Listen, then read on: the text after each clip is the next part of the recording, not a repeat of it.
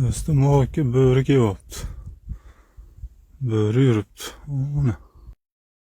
Qo'shtepa tumanining Do'rmon qishlog'ida aholi yashovchi hududda bo'ri izg'ib yurgani aytilmoqda.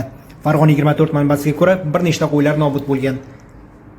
Aholi ekologiya bo'limiga xabar bergan, lekin chora ko'rilmagan. Hurmatli fuqarolar, siz ham bu kabi qiziqarli holatlarga guvoh bo'lsangiz, Farg'ona Mediabotga xabar yuborishni unutmang. Do'stim ana hali bo'ri. Qondan chiqib qolibdi, ketolmayapti, qaytib kelyapti. Toza bo'ri. Itga o'xshab chaqirsam kelmayapti u.